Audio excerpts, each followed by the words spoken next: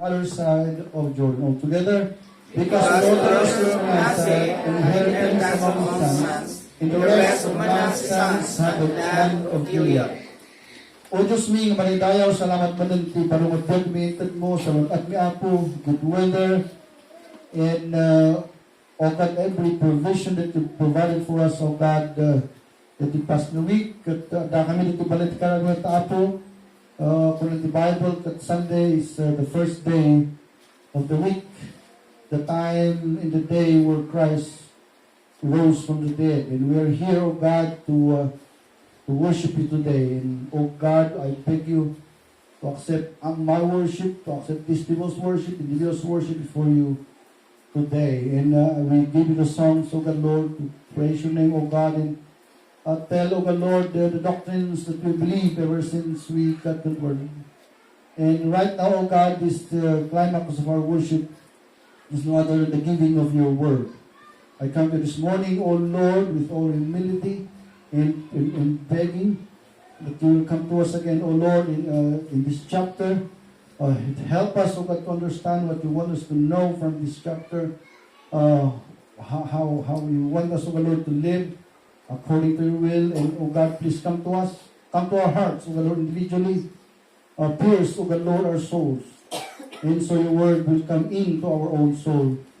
Today, if there are problems and sins, O God, Lord, that may hinder your word to come to our soul, may you forgive us, O God, and so you will accomplish your purpose for attendance today in this house of prayer.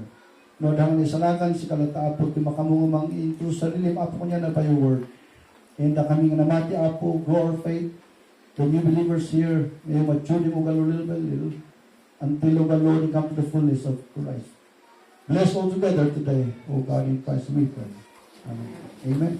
At tayo. Okay, so operator, ilagay mo nga yung natin dyan. Yung simple na outline natin dito. Sa Joshua chapter number 17. Okay, iti Bible kapsat. At nang nangruna iti chapters by chapters kat nagado iti ngay nagduduma na mensahe nga iyigna iti bawat Kristiyano, bawat church, bawat individual. Kat may sa kakabsat nga may isang subject iti book ni Joshua here in front of us. Dahil iti kakabsat iti makungkunang tema tayo. Human part in blessings. Well, dahil the word nga blessings kat dahil iti term tayo manipod di narugyan tayo niya nga in-study. Dahil mo ko nga panangita di apo iti promise land kadang iti Israelita. Kanyada iti, no promise land ko lang kanyada iti kat bendition di jay. Yun ang tatang chimpu tayo, awan di promise land tayo, kaya kanya iti tatakat blessings. Dahil iti blessings na ito yung mula doonay, kaya iti maysa kang maysa. Kaya tayo ang bendisyon, amen? Kaya tayo, kaya tayo. Nung matadagi dyan yung factors na iti blessings kat umay, kanya tayo to the fullest. At amot, iti aspect the blessings na yung hanga umay. Gapo iti hindrances. Kat dahil blessings na ito, ititima na dahil kat it speaks on itself already. Look at that. Kuna nakat human part in blessings. Don't you know that in God's part, at dami di heart na nga mag-bless kanya tayo. Given ni Jayan as our God. Especially, that tayo isalakan as our Father.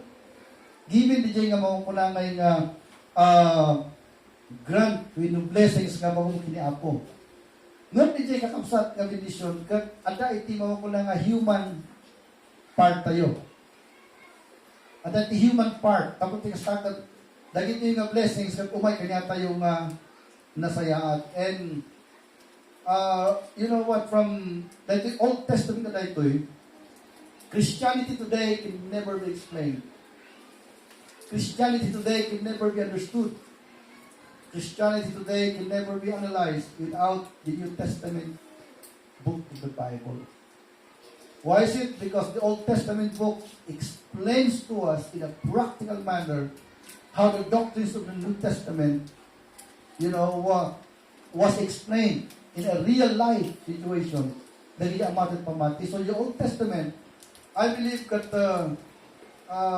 kung natayo ngayon nga, ang nagiging issues kung panagbiyak na nagbigay ito sa masumpatan. Ngam no mapapangka iti course of time kan adaanan iti panagbiag ket dagitoy nga banbanag ket impalubos ni Apo sa mangyari for a good reason.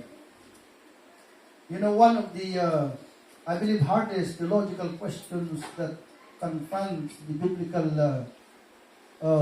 doctrine of the Bible is the question nga apay nga tangan karga ni Apo Diyos ni Lucifer di Garden of Eden.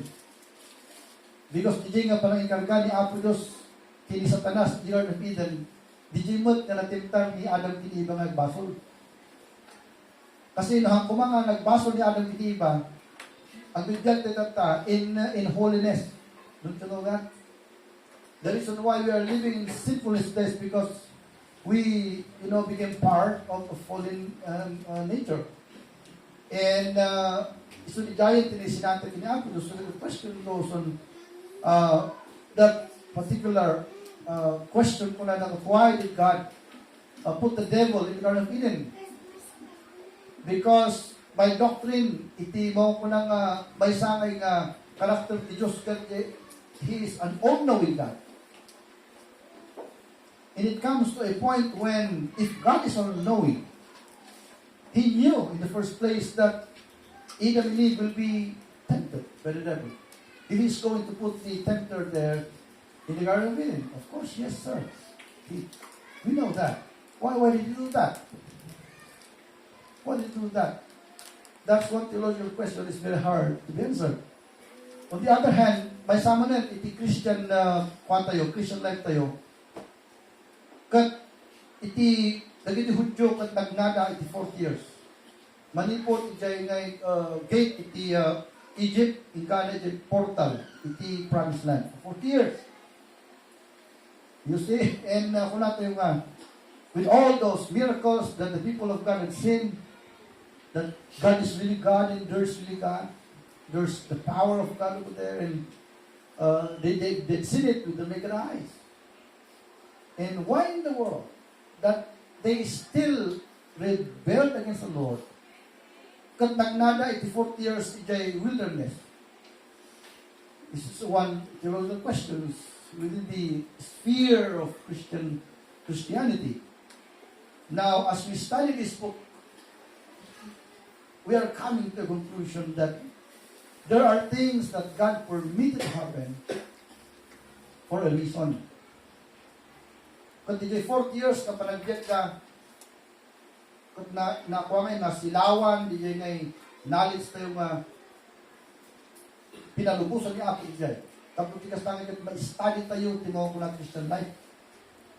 Because without the 40 years, journey from the gate of Egypt to the gate of the promised land, it is very impossible, to analyze Christianity at its best. We cannot understand that. And in the day, when God permits something to happen, it is because of His total wisdom. Na hantay man, kakapsat na yun na maripilit, di may sangay na city. But as we study it carefully, we are coming to the reason why God permitted it to happen. And so, here is a premise that I want you to understand. Number one, God is perfect. He will never commit a mistake. He never did. And He will never do. The first nga makita tayo. Number two, why things happen? Why bad things happen? The answer is because He permits it to happen. And when God permits it to happen, there is always a greater reason for that. In the side of the person himself, kan itimaw ko namin sangalubuman. Okay? For us to learn. things in life that we cannot comprehend without experiencing the pain, the loss, the mistake. So ada iti reason na no apay nga kasi iti mangyari. Kat reso kasi iti tayo kat may isa kakabsat nga part iti economy ti Diyos. Kat ito nga truth nga God blesses His people.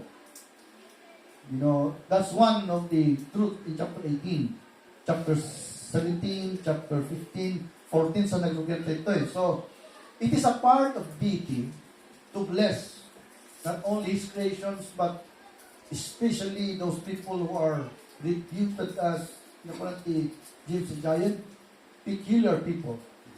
When the Bible speaks of peculiar people, He's not talking about all the people in the world. But when He used the adjective peculiar people, He used that to all His people. Ano na amin ng tawa, dili ilang na isalakan na nabati kay Kristo. And so, when the Bible speaks of peculiar people, He's talking about only the believers in the whole world. Not the whole humanity, but the whole believers. As a body. So, we are peculiar inside of God. And if we are peculiar, which means we are so different from any other people, we are special in the sense that God so loves us in a very special manner as His people, redeemed by the blood of His Son. We are peculiar, we are special. Kat iti may sa na explanation ti peculiarity tayo kat bindisyon ni Apo Diyos na tayo. Okay, so iti message na ito yung Joshua. So within that subject of blessings, dito yun mapantay yung context na dito sa 17. Because the blessing ko na tayo kung na-discuss na ito, chapter 14, chapter 15, 16, 17, nga ito, ang tayo amuno, kas anong pwede blessing dito. But the 17, chapter 17, blessings na ito, iti subject na ito. But within the context of, ito yung title tayo, human part blessings. So here is a doctrine that tells us God wants to bless us, and that's what we call the positive. That is true. But don't you know that the subject of blessings has a lot of parts that we must play about? So at dati mo ko na ngayon we are a part of the game here. Within the economy of God's blessing, we are players, so to speak. You know what? Within this bracket of the work of God, and we have a part in blessings. Ito yung subject, human part in blessings is never tackled all of it in the entirety of that subject in chapter 17 because the human part in blessings is tackled within the four corners of the Holy Scripture. So, mantiwang kaya discussion dito, di lang human parts, iti chapter number 17. Dahil question tayo, dahil iti mang dinimit. Tapos tigas tayo, katang alam amin dahil subject in entire Bible. What are human sides that affects blessings? So, dahil tayo titarayin na dahil yung aspekto. Iti blessings ni Apo Diyos, kung natin tayo kayat ng umay niya tayo, ngunit di pagkatao tayo, it affects most. You know what? Of the coming of blessings to us, the hindrance of blessings to us, the gravity of blessings upon us, you know what? The full fulfillment of God's blessings upon us, we play an important role in these blessings of God. It affects, ladies and gentlemen, the coming of blessings. Gapungan niya tayo. Kat agyaman because of that 17, because saan tayo nga talaga nga maawatan, nagitipan-banag na nag-uunag, until nga ti Biblia nga i-explain na kanya tayo dito yung panbanag. So under this subject, duwa lang ti kwa tayo nakitutak because of nga dire-diretso nga 3-point kasi tatak dire-diretso madwa mo rin. So I'm not going to add something to what the Bible speaks about. I'm just going to deliver to you what the Bible has it because that's how to preach the Word of God. So number one, may isa kakabsat ngayon nga human part na bakit i-quantify that yung doctrine of the Bible. We're going to look at this particular subject here and kita tayo the effect na. So number one na issue at chapter 17 is human personality. Human personality, ladies and gentlemen, affects the blessings of God. Kat may salam, iti discipline nga mangi ng adal, iti maukunang human personality. Iti personality of psychology, or psychology of personality. Iti lang. There are also disciplines that could explain this one, like in philosophy. Ngam iti nakafocus sa discipline nga mang adal, iti human personality, the psychology of personality. No mapabang at doctorate iti philosophy that may sada ito yung subject ng maadal. And as I try to understand the human personality, none among the disciplines that the world is using could fully comprehend or explain to us the definition of true personality. Although they touch some of the big parts of personality, yet they had not yet reached the very kernel by which that subject, is talked about. And iti psychology tayo, walang actually iti content personality. There are a lot of good, philosophers who had sino di may sabi ito, ang mamuntan, gadli kami nga psychology scientist. And I forget his name. But the subject of psychology has been a subject on books since 1950s. Because nagrigat garod na mahadal no anya ito. Nagduwa lang actually nga party. Iti nga ikwatak nung awatin di mo na personality. Iti personality iti kakabsat kaduwa lang iti science na nadalan na nita. Number one, di mo na nga pagdifferensyaan iti duwa nga tao. Personality di jay. Di pagdifferensyaan na din iti tartargitan ng psychologist mas ano na explain the personality. On the other side of personality study, di mo pagparehuan iti personality iti duwa nga tao. Now, normally, when you speak about the subject of personality, di dyan ay distinguishing mark di kinakakanayan iti puntusan iti mga punang personality. Kat, no personality ko na tayo, di dyan may pagdumaan ti the way you think, personality di dyan, the way you act, the way you are, di pagsabsabalian. And indeed, ladies and gentlemen, the God who created us is an utmost, what we call wonder in human life. Can you imagine, as far as I speak this morning, we are by far 8 billion people in the world. 8 billion tayong tao. Kung nakita 8 billion na tao na kita na agsasabali ka kapag itirupa tayo. Nakita yung engineering ni Apo Diyos. Nagiging kakapsat tayo nga kiyangan, dito asin.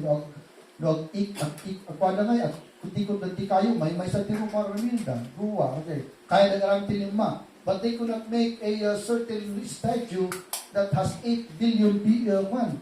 That even the Jingay twins have different idiosyncrasies. As you look at them carefully, ang difference na. And that difference is the very heart of the subject of personality. Okay? So, di jay, iti kayo ng personality. Now, i-apply nyo tataleta, iti na ito yung nakwan. Apay nga tanga ko na tayo, nga iti blessing, kat apiktaran, iti mga ko na nga blessing, iti apo niya tayo, iti personality. So, dahil ito iti kwan. And I would like you to understand this one, that personality is a genetic thing, as well as it is a environmental thing. Okay? At then, dinaalat tayo, kanatatag tayo, kung lulunod tayo, hindi nga pagkatao tayong isang sa lumina, ngumhan nga eksakto, hindi pagkatao ni lulog kay lulam. Agkwana hindi, hindi agpariyo na. Ang pagpariyo na kung nakumanday yung close. And the environments where you're growing is also one aspect that could mold your personality. And kasalanan kanya tayo, our culture is a product of our personality as Filipino people. And there are amazing cultural, what we call the bearings and what we call the cultural outrage zeal that Filipinos has. That is internationally and globally loved. Pasla ko man di family orientation tayo mga Pilipino. Nagmayat, right? Nagmayat, yung orientation family. Something padawat, nagigay anak tayo or whatever it is, nagilang katok, Pilipino tayo, but we really are so close together in family ties that all the cultures of family ties in the whole world are amazed by such wonder of culture we have. And this is a culture of belonging that Filipinos have. Diretso pa nagbiyak. I do not know if we can tie that personality. But we can say that that's one of our distinctives as Filipino people. Kat dahil klase ng personality kata niya tayo, ada at least talo na puntos ng kita dito eh. Na ada dito chapter 17 kunak man kanya han ng personality iti ng Bible ito yung chapter 17. So number 1, under that one, human personality, don't you know that there are those who made themselves? Under the subject of personalities, it is your personality that makes you and unmake you. There are those who made themselves. I'm sorry for that. Kargaaman dito. Sorry for that. Tanong kompleto. There are those who made themselves great.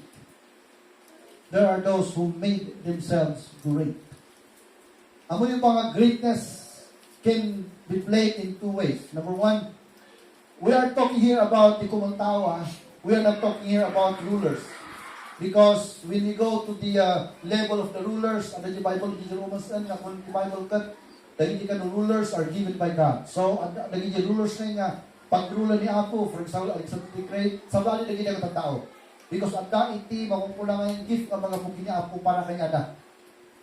And only few people belong to that level, you know, what we call the level of blessing from the Lord.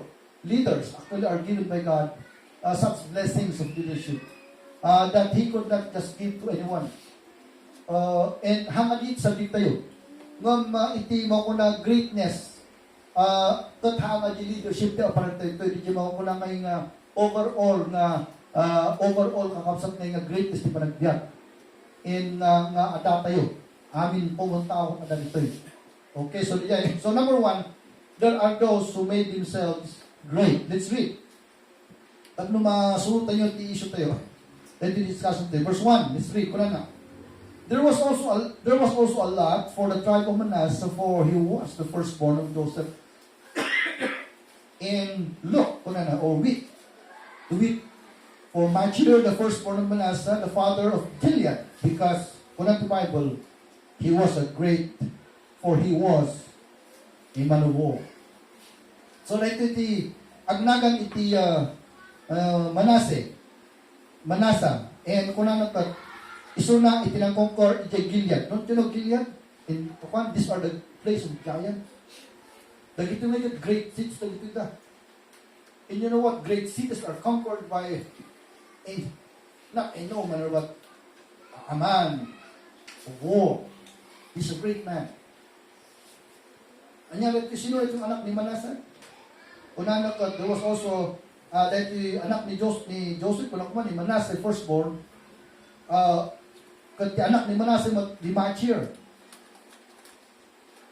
And then he was a father of Gilead. And now his reputation is coming because he was a man of war. Therefore he had Gilead in Bashan. Gilead and Bashan are the choicest cities of the old cities of the world. And they were ruled by giants and great princesses. You know what? To the time of antiquity, and the Bible that he was conquered by Machir, the first son of Manasseh, the first son of Joseph. So, the Bible, he was a man of war. So, you know, iti personality kakabsat, within the subject of personality, at talagang ng tao who made themselves great. So, what the blessing tayo kakabsat, part biyag tayo, nga sika timang aramid iti future mo. You are, although we say that we are the architect of our future, by the blessings of God, there is truthness in that statement. And when we say greatness, I'm not talking about Alexander the Great here. Iti kahit nga sa ulit, i-level tayo niya. For example, you're a student, for example, and you dream to become a teacher, a nurse, or a doctor, for example. And you did it. You passed the board. And you were employed. That's what I'm talking about here. You see, it takes a man and a woman it takes a man's personality to make himself what he wants to become. Kasi nila level ni Jay, hanga the greatest ko natin mo, he's one of the, the greatest on earth. No, the greatest yung ko natin, at na talaga the personality nga, dinicide na di pagbalinana, nakamit na di nga pagbalinana. You see? At naala na di nga pagbalinana, and so, tinangtulong ni Jay kasi personal work na. Apay nga ta, because the course gamitin pa ng eskwela, you decide a lot of things there. Di college naman, manual instruction dito eh. Ang nag-asawa, kung problema na makuntan, and then kung magbiting ka, kung mag-ismaya ka, wino kaya ba nga oray mo ulcer ka, basta makapasa ka, kung namalpas na hindi ka siya malit. Personality is playing in that one stage, life. And when you push and you went to the platform, you understand now that you did something in your life. No, hindi nga personality, kurang pala, hindi masama pala apply ka man. You need to push through. Amin nga mapanang mo, 20 nga pag-apply, at malinay ka dyan. But it is your personality, ladies and gentlemen, that will make you a job. You need to push through until you are going to make it. That's what we call personality. And there are those who can do that. And I tell you this morning, 99% of people can do that. And I'm going to change my statement. 100% of people can do that. Nung mapingatang adalihan na nakakuan, it is the flow of personality. When God gives you the strength to it, kung naginanaka yung tinga, when naginanaka yung wordong, basta na na-step mo. Nabuyo yung ba, kakabsat, DJ Kwan, di marathon, nga idilas na round di Giant, di 400 mo nung mga kanya, ay kami na yan. 16,000 square meters, this is 16,000, 16,4, 8, 12, 16, 1,600 meters, sa oblong eh, naglawa. Diyos ko lang iligad, 400, is 100 meteran, upat lang 100 meteran, 400 lang diyan, but that stadium was so huge that it has at least 1,600 square meters. And so, sa Ngapulo around, diyan, so, manungay kilometers din ngayon. Hindi ko, nakasyam di Maysa. He was in the first spot. Imagine that, di bigla kiti nga, mo, nag-crowd sa isa ka na, nagkamaliti, in Bagdat na, or he was counting the hindi kakadwana because ada Europe lang, ada isunod, di laslang isunod. So, he was, she might be counting the kakadwana na tumataray kung nabigla na natakomot doon na kung natapilok di basti. But 1,600 meters sa long run still. So niya kay kasali yun eh. Kasla na pinakang garuwa pick up. Ang pick up mo 1,600 meters. You see that? And inanuso na. Nga kasla na kang garuwa naglaglag po. Nakita na niya naka 8, naka 7 rounds pasan naman. Handal at tangan na abutan. Hip hop. Hingga na yung nakapalit kay. You know what? Finishing everything that we began to do is also a subject of personality. And there is one thing in the Bible that cannot be removed as a truth in the Bible. 100% of us is given by God the opportunity to make it. It will un-God God. It will un-make Him as God. No 99% na kakapit, ito ka na kaibigit nga akin kaya. At dati 1% na naibigan. You see? At dati 100% tayo. Nung kulak man yan, our personality plays a role in that. masapol na dyan mo kung na kung isulat ito, kita nyo, pilipin ito ya, unang the Bible, for he was the firstborn of Joseph to be, for Machir, the firstborn of Manasseh, the father of Gilead, the Bible says, because he was a man of war. So, tiket ng ibang kalita, here is Gilead, and here is Bashan. It was never conquered by any of the 12 tribes, but only Machir went on the top of that mountain, killed all the giants, and resided to those choice cities of old. Personality ti ay nagigay. You know what? Iso ngayon agdadagi banbanag, agdadagi ngayon. Iso nga ti blessing tayo, adagi ka. No i-push mo, maalam. Because that's not magic, ladies and gentlemen. That is a doctrine that is embedded within the very every pages of the scripture. Why is it? Because God designs it to be. God designed it to be. But why not all could do it? It is a personality flaw once again. Because they did not make it. So, deity first. Ada kanya tayo na ang itimaw ko na mag-blessing. On the other hand, that is 100%. Kasi dapat tinuwapay na sa ito nila. Number 2. There are those who pass it to their children. So, inayon ko na ito actually, kasi na ngayon awat sa amin train na ito, but it is a part of human life. Iso nga, kahit kung may inayon ko niya ito because I believe that one of our personalities is not only independent to our own being, but it is also encompassing our children, our without to be simply our anak tayo. Because you are your fathers and you are your mothers. Whether we don't understand that. Kat may sangay nga personality nga intel niya ako kanya tayo kat personality nga kaya tumot ka, agbalin ng astaking ka, di anak mo. Tad makikita tayo rin nga ito, na kaya anak tayo. Anong mga mo nga, nagito, video ko, nagkakaroon, 10 years old, na pababa, sikat hero na. Anong mo din? Di lang ito, no, nakakalis na, na pag nag-masters, medyo nabababakan, medyo ibatandakan. No, 2 years old na sikat hero, ang kanayin na kalabang mangkita, siya kakadwaan na, you know what? And that kind of what we call childhood thinking, you see, is a normal what we call the increment of our creation. Normal increment iti ubi. Iti father nga iti father nga responsible kaya nang agsaksid mo anak na. Muy ba diay? But may kadeta data party personal data. So let's read this 2:1.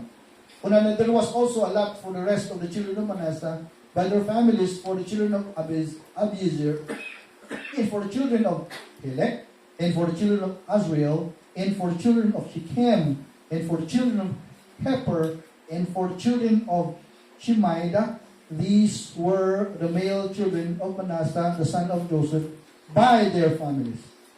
So, kuna nagat daytoy tatanda nga ni Machir nga daytoy kuna na. Kat nakungkar na iti nya dito yan. Nakungkar na iti Gilead ken Bashan. Kat dagiti anak ni Machir nga dagiti nga in pagpagada nga nakadunga dagiti Abishir Helek. At damot tinakangkar damot nga golden and choice cities during the time. So what happened here?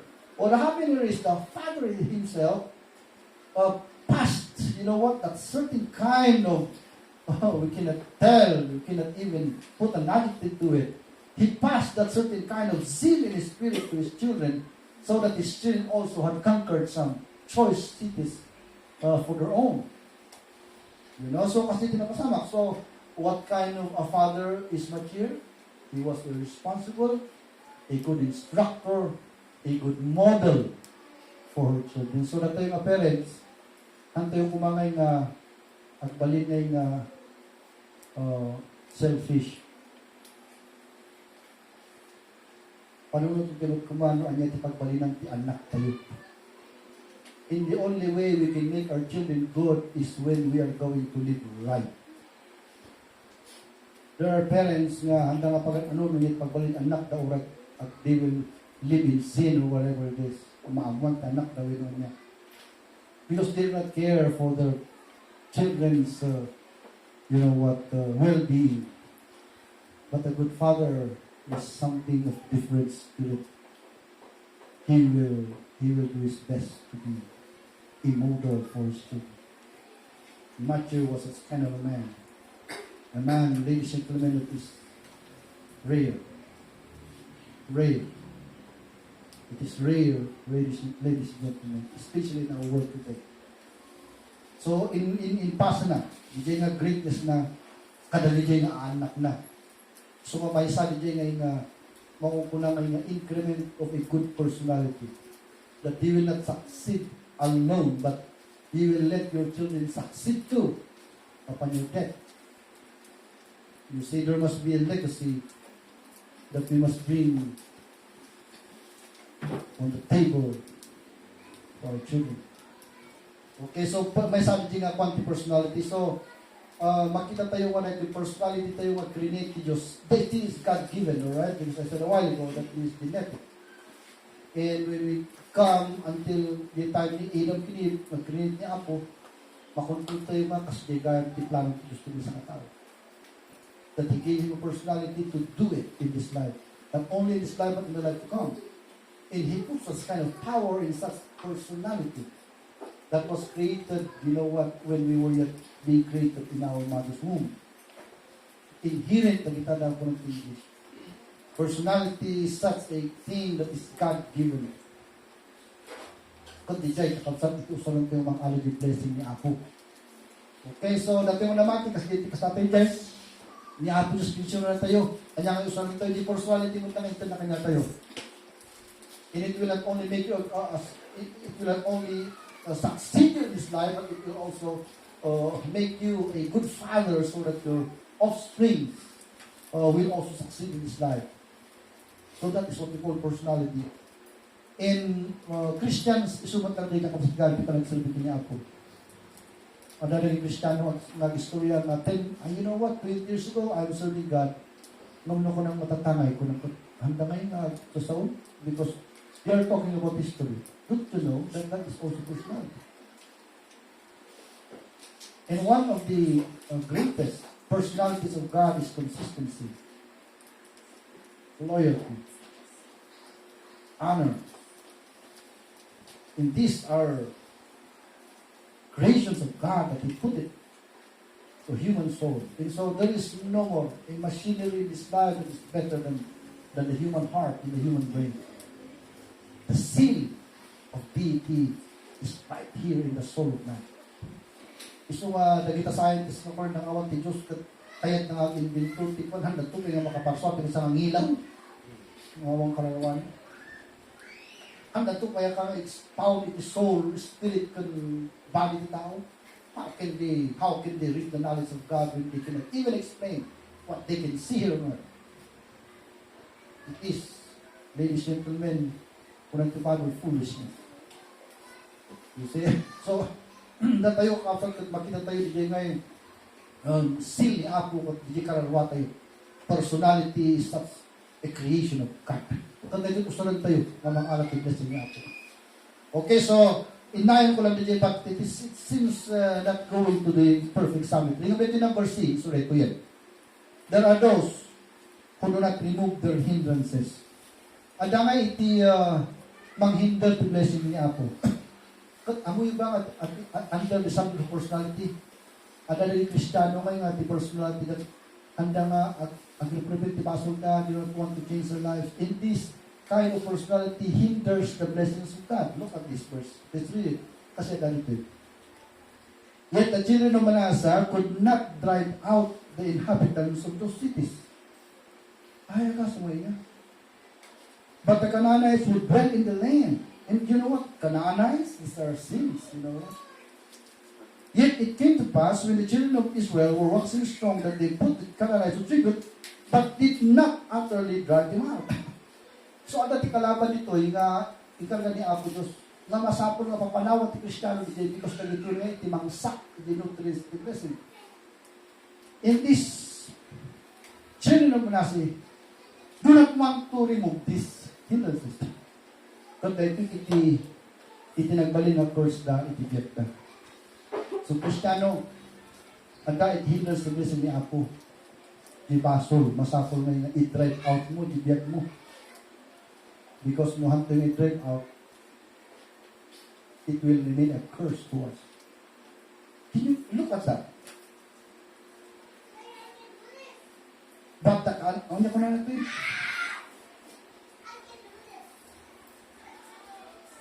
Judas Christ. Israel waxing strong that they put that Canaanite tribute, but did not utterly drive him out. They did not. So with they got willfully din ang tanang drive out. So natin namati, if the blessing of God is the fullest, you drive out everything that hinders the blessings of God. Disobedience, lust, nga pa nagita nga banbanat. Nagita itinang itigtikers, kanya tayo nga namati. You must be willing to drive them out. Or they will stay there, and they will become a devil on your side. It's like a stone in your shoes. It's like a dust on your eyes. You know, because you must drive them out. So, ang talagang nga willing nga mang-drive out iti pasbaso. So, dati nga mo naman, apay nga dati nga dito'y, hanggang ito nga pagkilang, kinisalangan tayo. Tapno, malilinisan tayo, ti pasbaso tayo, pero po talaga. Tanong kung manatay tayo, kat mayan ka man, nalinis tayo muna pagkilangit, hanman na 100%, but at least, the sanctification na power, the word niya, kung nangyari, tigay tayo. You understand, Christians? That's our assignment here. And then, hanggang lumilinis, faithful tayo kung magkiniapo. Diyos, nagawa ka sa ilin tayo. Sa bali kay, adamon di nalinis na, hanggang nagpasubliman di finances, sexual immoralities, hanggang nagpasubliman kiniapo, Diyos. Di may one time ka ng equality ko na, di jay, di may isang masakit Kristiyano, kung tili ka di jay. Masapol na yung patay. So, sanctification and service to God are the 2 feet of God's people. We must at least walk, in this Christian life with those feet. At nung may isa, di jay atake ka, kung sasabihin na person, narugit ka, pilay ka. Kahit nakasawan, you cannot go to where you want to go. But if a Christian has 2 feet, he can go everywhere he want to go. Alright, so there are those who do not remove their hindrances. So Christians, the blessing of God is a matter of your personality. You must have that personality to change. You must have that personality to serve God. Without that personality, you cannot do what you are called to do by God. Okay, so dahil tayo, number 1. Number 2, na importante nga dahil ito chapter 17 ni Joshua. Allah, sige gan, kita tayo. Lastly, human will. Di may sama na nakakapsat ngayong part the personality tayo, nga mag-affect iti blessing ni Apo. But human will, pasat tayo kanina 14 and 15. Wala na. I'm sorry for that. Duwa mo lang dahil human will, na sinabject na dahil. Number 1, uncharted potential. Verse 14 ko na.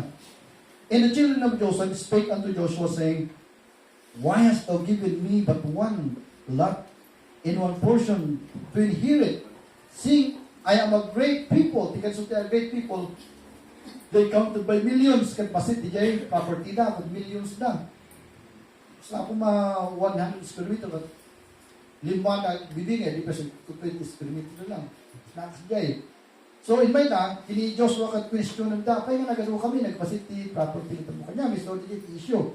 And so, kuna na, for as much as the Lord blessed me hitherto, nakita mo at kabinisyon niya Apo Diyos, iti tatyan na iti babae mi kat ni, anak ng anak, so ano-ano kami.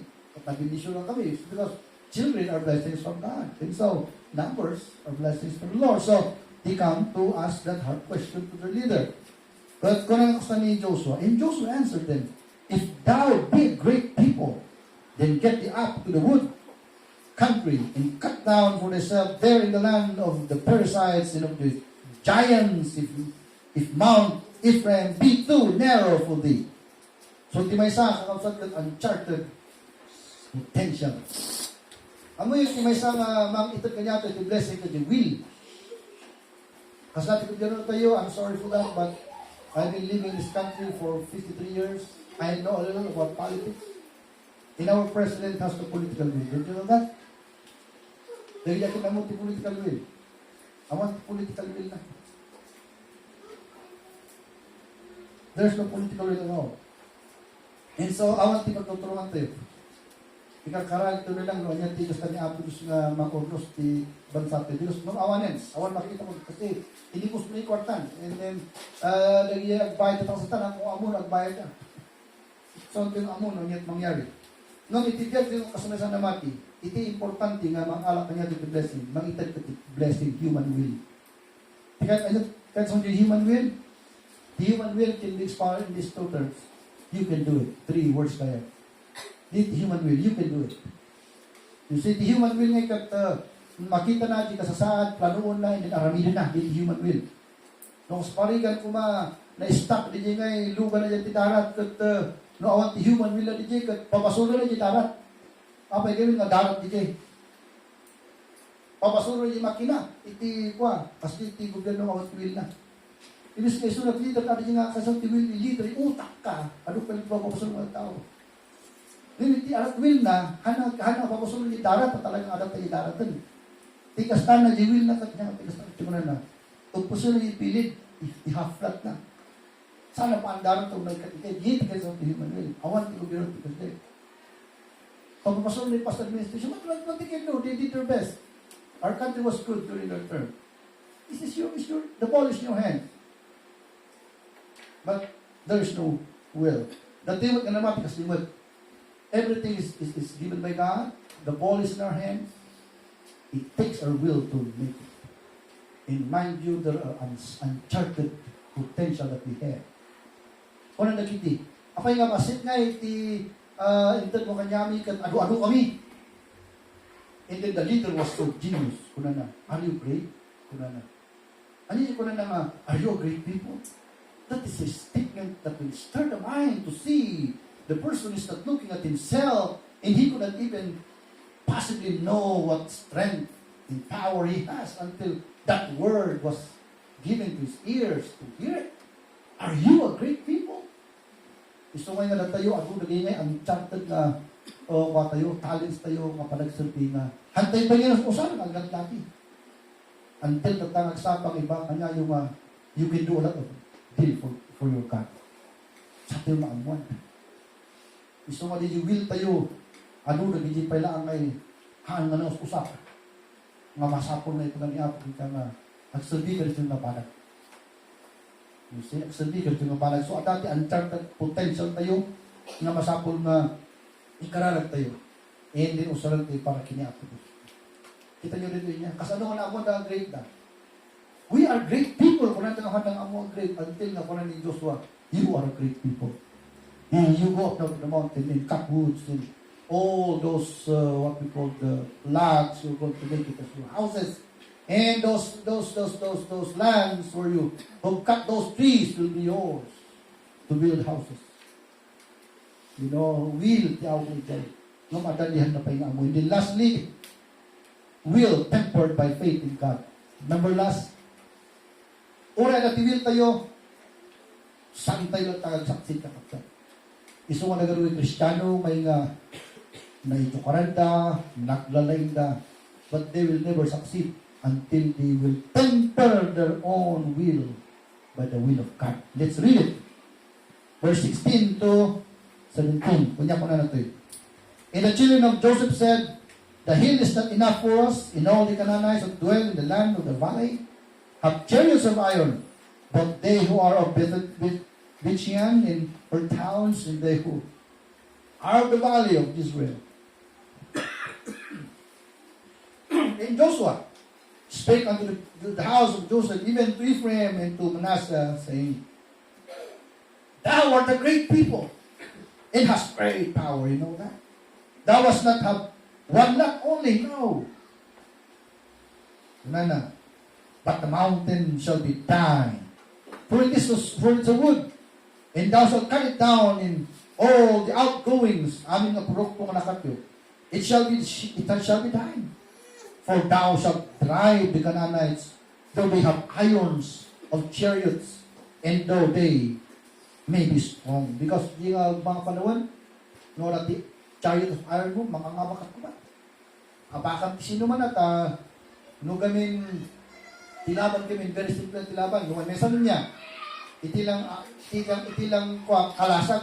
Masalo ka is bunong mo, kung hindi niya nagana, kalasag mo. Yung chariot nga talot na ganit kayo. Sa bayo pa, di nga landok na mangputot sa ka. Kung di may sa, taga-drive di may sa. Di duwa, tila-atak. Kasano nga ng mga abak, di duwa ngayon nga soldado. So nga mga ngabak sa chariot, kasi kaya ng abak at kabalyo, kasi di kabalyo, may mesa na pinakasakay. Di chariot, talot pa. So, in unity there is strength, so they will always win the battle. With all those iron machinery during that time. But there is something that will undo dahil ito'y makukuha ng human intention. And that is within only the power of the Almighty God. And to the believers, they will just temper their talents in wisdom by faith in God. Hindi ka nagdumaan kayo Kristiyano, iti ang naktilubong. Tayo mga Kristiyano, by faith tayo. So, mahantay mo mapaliti, panagtaya tiluto, waiting, niya pa panagkontrata ti kung kumpuni, we will not go there. Because we believe that if we're going to seek God first, He's going to give everything that we desire in our heart.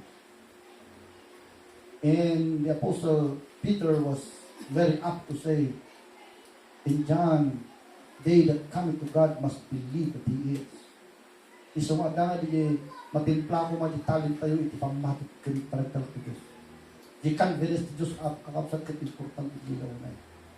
Uri at kaang kati amin na awan ti kan veres mo kini ako awan. Because the Bible says that every good gift comes from above. Amin ko na nagpuntas ka banag at mga puding ato nga magturo para kanya tayo. It comes from the Father of lights, with whom there is no shadow of turning. Niya ako gusto mo ito ikaw.